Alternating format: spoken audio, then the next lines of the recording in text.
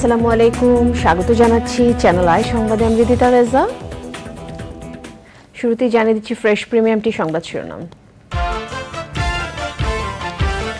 মৃত্যুদণ্ডাদেশ চূড়ান্ত হবার আগে আসামিদের কন্ডেম সেলে রাখা হাইকোর্টে অবৈধ ঘোষণা, আপিলে জামিন আবেদন শোনা উচিত বলে পর্যবেক্ষণ। জলদস্যুদের কবল থেকে মুক্তি পাওয়া এমভি আব্দুল্লাহ কক্সবাজারের কুতুবদিয়ায় নাবিকদের লাইটারেজ জাহাজে চট্টগ্রাম নেওয়া হবে মঙ্গলবার। এবং হজ যাত্রীদের ভিসা অনুমোদনের সময় বাড়াতে সৌদি আরবের প্রতি প্রধানমন্ত্রীর আহ্বান, শিগগিরই বাকিদের ভিসা দেওয়ার আশ্বাস।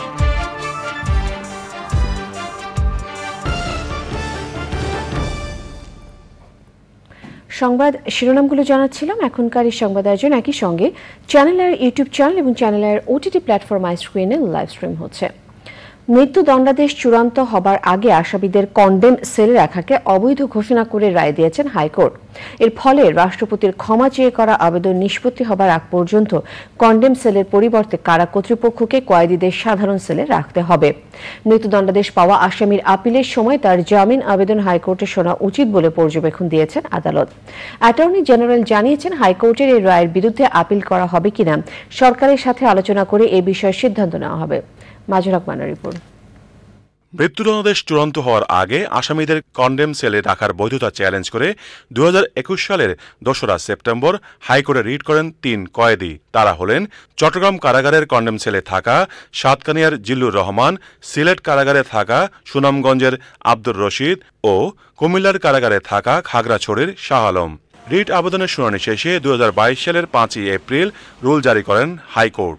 এতে মৃত্যুদণ্ডাদেশ পাওয়া আসামিদের কন্ডেম সেলে বন্দী রাখা বিষয়ে জেল কোডের 980 বিধিকে কেন অসাংবিধানিক ঘোষণা করা হবে না তা জানতে চেয়ে রুল জারি করেন আদালত।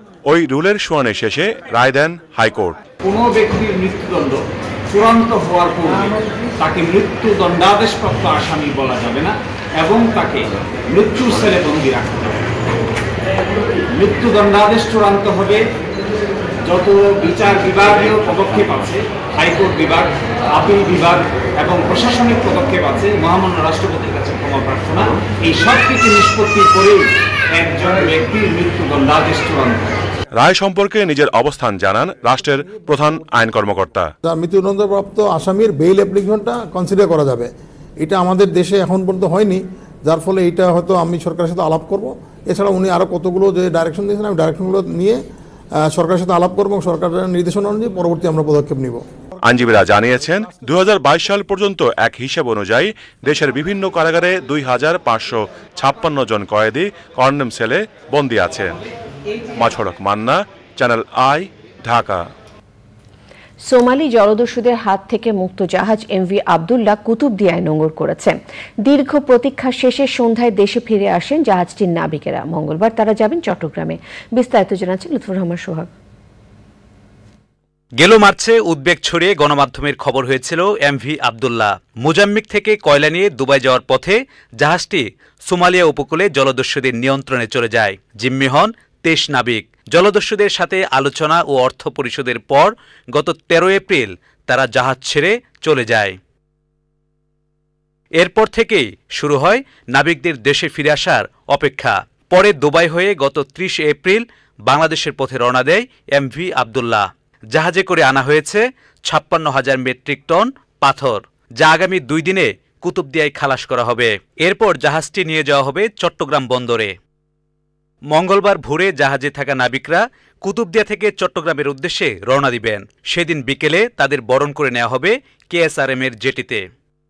লুৎফুর রহমান সোহাগ, চ্যানেল আই। হজ যাত্রীদের ভিসা অনুমোদনের সময় বাড়ানোর জন্য সৌদি আরবের প্রতি আহ্বান জানিয়েছেন প্রধানমন্ত্রী শেখ হাসিনা। বাংলাদেশের সৌদি রাষ্ট্রদূত এশা ইউসেফ এশা আল দুহাইলান প্রধানমন্ত্রীর সরকারি বাসভবন গণভবনে সৌজন্য সাক্ষাৎ করলে প্রধানমন্ত্রী ভিসা অনুমোদনের সময় বাড়ানোর বিষয়টি উত্থাপন করেন। রাষ্ট্রদূত বলেন যে হজ যাত্রীরা এখনো হজ পালনের জন্য ভিসা পাননি, তাদের ভিসা দেওয়ার উদ্যোগ নেওয়া হবে। বিভিন্ন জটিলতায় 10,000-এরও বেশি হজ যাত্রী সৌদি আরব থেকে এখনো ভিসা পাননি। সৌদি আরবের বিনিয়োগকারী এবং কোম্পানিগুলো বাংলাদেশের যেসব প্রকল্প বাস্তবায়নে আগ্রহ দেখিয়েছে সেগুলোর তালিকা প্রধানমন্ত্রীর কাছে হস্তান্তর করেন রাষ্ট্রদূত।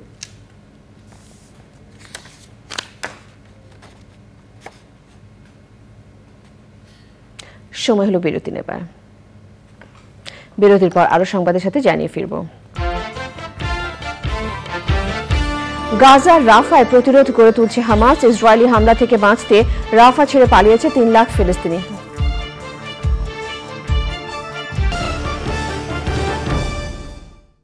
স্যার, একটা বিজনেস স্টোরি আছে, কভার করি? স্যার, ওনার হেয়ারস্টাইল বিউটি শো এর জন্য একদম ঠিক, কিন্তু মুক্তিযুদ্ধের অন্যতম সংগঠক ও প্রবীণ রাজনীতিবিদ হায়দার আকবর খান রণর প্রতি শ্রদ্ধা জানিয়েছেন সর্বস্তরের মানুষ।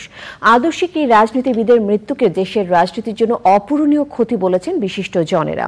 কেন্দ্রীয় শহীদ মিনারে শ্রদ্ধা নিবেদন ও ঢাকা বিশ্ববিদ্যালয়ের কেন্দ্রীয় জামে মসজিদে জানাজার নামাজ শেষে তাকে বনানী কবরস্থানে দাফন করা হয়েছে।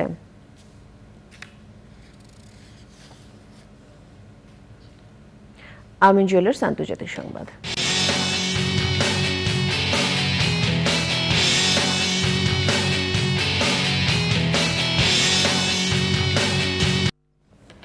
গাজার রাফা অঞ্চলে ঘুরে দাঁড়িয়েছে হামাস। হামাস ও ইসরায়েলি সেনাবাহিনী জানিয়েছে গাজার বিভিন্ন এলাকায় ইসরায়েলি সেনাদের সঙ্গে হামাসের সরাসরি যুদ্ধ হয়েছে। রাফা অঞ্চলকে হামাসের সর্বশেষ শক্ত ঘাঁটি দাবি করে সেখানে অভিযান জোরদার করছে ইসরায়েলি বাহিনী। জাতিসংঘ সহ বিভিন্ন দেশ ও মানবাধিকার সংগঠনের সতর্কতা জারি সত্ত্বেও ইসরায়েলি সামরিক বাহিনীর শহরটিতে আক্রমণের আশঙ্কা আরও গভীর হয়েছে।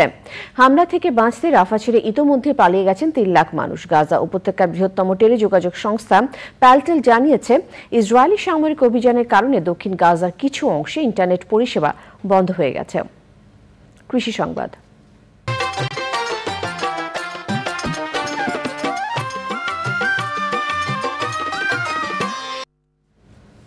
খাদ্য ও পুষ্টি নিরাপত্তায় রংপুর বিভাগের টেকসই মিশ্র খামার পদ্ধতি কৃষিতে বৈপ্লবিক পরিবর্তন এনেছে। আধুনিক কৌশলে শাকসবজি সহ ফসল উৎপাদন করে লাভবান হচ্ছেন কৃষক। আধুনিক পদ্ধতিতে গবাদি পশুপালন করেও স্বাবলম্বী তারা।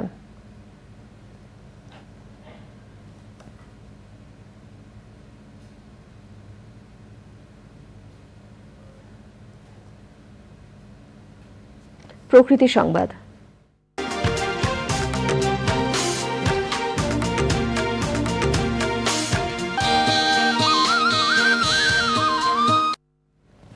শহর রক্ষা বাঁধের কারণে ঝুঁকিমুক্ত হওয়ার পাশাপাশি চাঁদপুরে অর্থনৈতিক সমৃদ্ধি ঘটবে বলে মন্তব্য করেছেন সমাজ কল্যাণ মন্ত্রী ডাক্তার দীপু মনি। বিকেলে চাঁদপুর বড় স্টেশন মোলহেদে শহর সংরক্ষণ পুনর্বাসন প্রকল্পের আওতায় নদী তীর প্রতিরক্ষা কাজের উদ্বোধন শেষে তিনি একথা বলেন ভাঙন প্রতিরোধ হওয়ায় ব্যবসা ও শিল্পের প্রসারের পাশাপাশি ঐতিহ্য ফিরবে চাঁদপুরে। সে সময় উপস্থিত ছিলেন জেলা প্রশাসক কামরুল হাসান, অতিরিক্ত পুলিশ সুপার সুদীপ্ত রায়, চাঁদপুর পৌর মেয়র মোহাম্মদ জিল্লুর রহমান জুয়েল, পানি উন্নয়ন বোর্ডের তত্ত্বাবধায়ক প্রকৌশলী আবুল খায়ের সহ অন্যরা।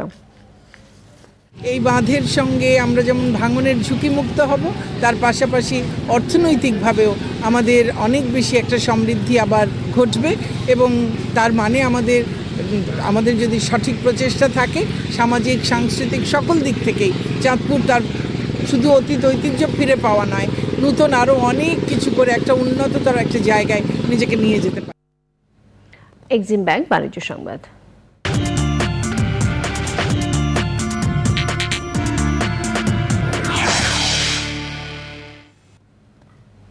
জাতীয় রাজস্ব বোর্ড আমদানি রফতানিতে সহায়তা না করে বরং হয়রানি করছে বলে অভিযোগ করেছেন বাংলাদেশ পোশাক প্রস্তুতকারক ও রফতানিকারক ব্যবসায়ীরা।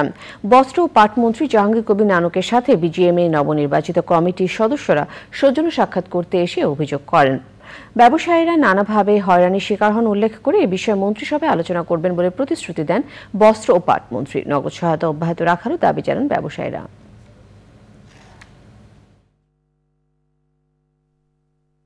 এনবিআর নিয়ে আমি একটু কথা বলতে চাই, যেটা আজকে আমাদের সবচেয়ে আমদানি রপ্তানির ক্ষেত্রে সবচেয়ে একটি হয়রানির জায়গা।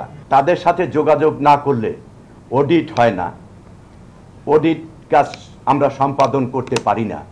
তাদের সাথে যোগাযোগ আমদানি রপ্তানিতে বিভিন্নভাবে হয়রানি করা হয়। এতে করে আজকে আমাদের নির্দিষ্ট সময়ে আমরা কিন্তু আমাদের মাল ইম্পোর্টও করতে পারছি না, রপ্তানিও করতে পারছি না। কারণ আগে ইম্পোর্টে কোনো বাধা ছিল না, আইন আছে, কিন্তু যখন যোগাযোগ করা হয় তখন আইনে আর বাধা থাকে না, তখন সব ঠিক হয়ে যায়। কিন্তু যোগাযোগ না করলেই দেখা যাচ্ছে যে তারা হয়রানির শিকার হয়। কোরিয়ার মাননীয় রাষ্ট্রদূত এসেছিলেন, তিনিও কিন্তু এনবিআর সম্পর্কে এবং কাস্টমসের হয়রানি নিয়ে কথা বলেছেন। চট্টগ্রাম কাস্টমসে এনবিআর এর সমস্যা নিয়ে।